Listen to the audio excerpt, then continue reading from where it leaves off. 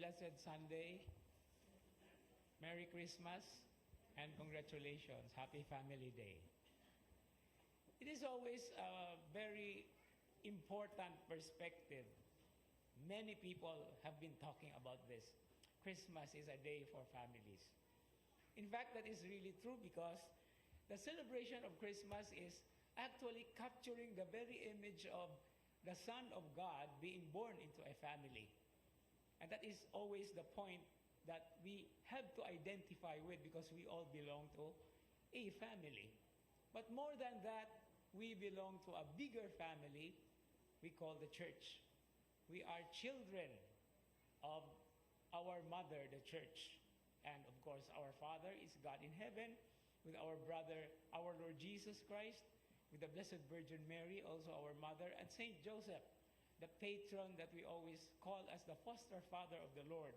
Yet, he is the key element, key figure also in the so-called Holy Family. Now, there is one interesting thing taken from today's Gospel reading, which is only from Saint Luke, about the yearly pilgrimage that the Holy Family actually did as a custom, because all Jewish people, male and female, most specifically the male, they have to pay 3 times at least, to Jerusalem for the important feasts or festivals. And Passover is the primary festival, and all families should be there. So when we hear from today's Gospel reading about Jesus being 12 years old, it doesn't mean that that's the only time that they went to Jerusalem.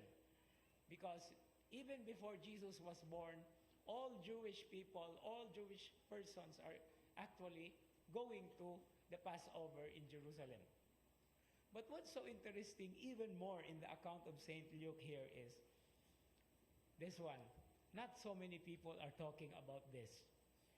Talagsara mo makabasa ni ini sa mga reflection, sa mga gipang post sa social media. Kining Jesus was lost. Yeah? This is the ikapila ni nga joyful mystery. This is the 5th joyful mystery. May ngunta kong ikapila ni nga 5th glorious joyful mystery. Now the loss and finding of Jesus.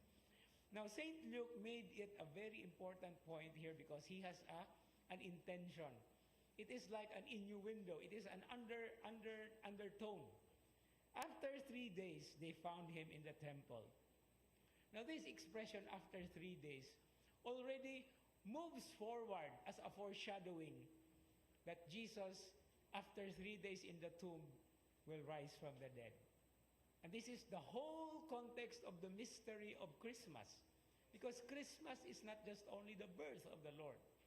Christmas is just the beginning.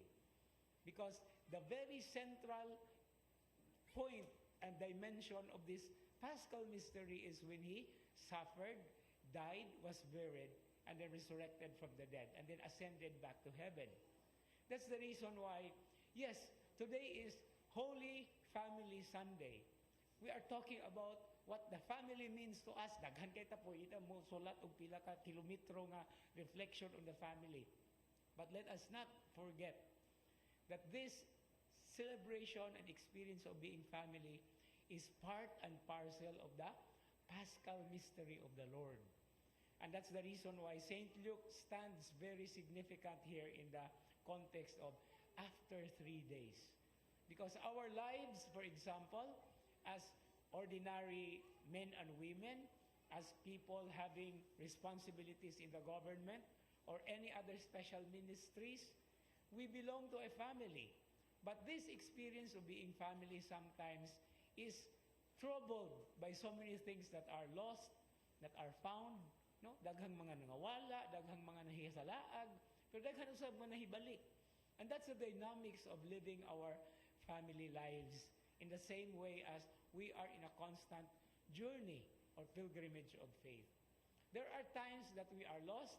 There are times that some of our members of the family are lost, not only about leaving us because they die, for example, or they meet an accident, but there are moments that our concerns must somehow separate us from the many different ways that we have to agree as a family. But there is always a time of being found. And that's also our experience personally or individually. Because of sin, we get lost. But then, because of God's loving forgiveness, we are found. And this very beautiful image of 3 days after, or 3 days after, or after 3 days, is already St. Luke's way of presenting to us that all our lives are taken up in the so-called Paschal mystery of the Lord. And one other thing that also comes into perspective here is the Blessed Virgin Mary's keeping all these things in her heart. Because that is always part of our faith journey, the ability and the moment or even the occasion to reflect, to ponder on the things that are happening in our lives so that we are able to connect what was lost, what is disconnected, what is actually astray. Because God's way is a long, continuous strand of love.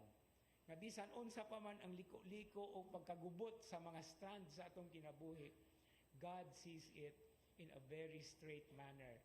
And because of that, He gave His only Son, being born into the human family, so that this human family will be brought into the complete picture of what God is actually having at the very beginning when He entered history and became part of our lives, of our daily lives.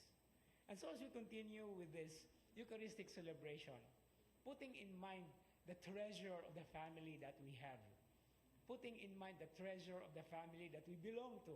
Ako, daghan kay kong pamilya, daghan kong mami, daghan kong daddy, daghan kong tita, daghan kong tito. No?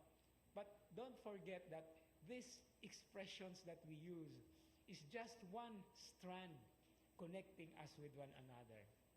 After all, it is God who is our Father, and we belong to Him whether we like it or not. If you don't like it, get away. If you don't like it, vanish from this world. But even people who have vanished in the world, God has still a place for them. And that's how good God is as a family. Because God, Father, Son, and Spirit, the Trinity, is already a family. And since we acknowledge these three persons in one Trinity, we belong to a family, whether we like it or not. Happy Family Day and Merry Christmas. Amen.